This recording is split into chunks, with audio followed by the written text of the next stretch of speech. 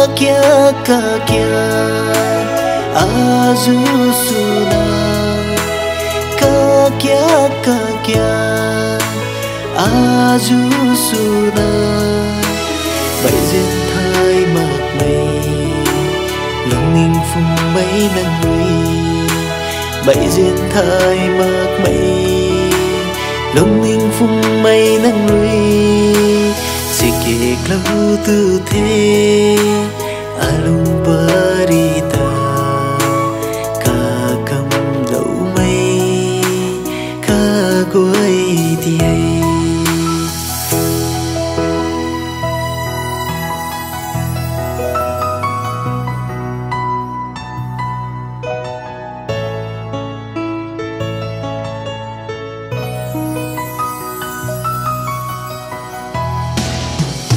nắng đi ninh tao gần phung nghe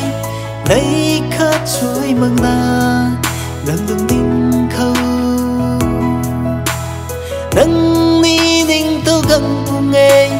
nay khát trôi mang na nắng lung ninh khâu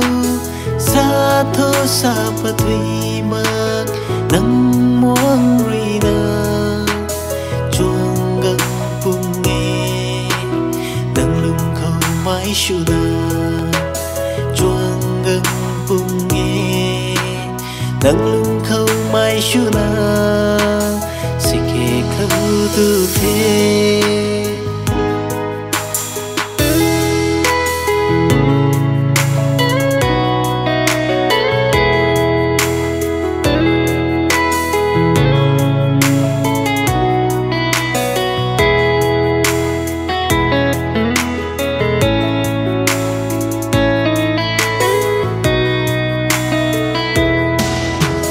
nắng ni la tu gần phung nghe ka gan a kha khâu đen ra mây aju nắng ni la tu gần phung nghe ka gan a kha khâu đen ra mây aju thai ni thai gần phung nghe hay gan khâu ta ka khoai mơ bay Pari sa mai ta ka khoai mạc mây Pari sa mai ta si kê lâu tư thế alung parita ka kam lâu mây ka goi ti hay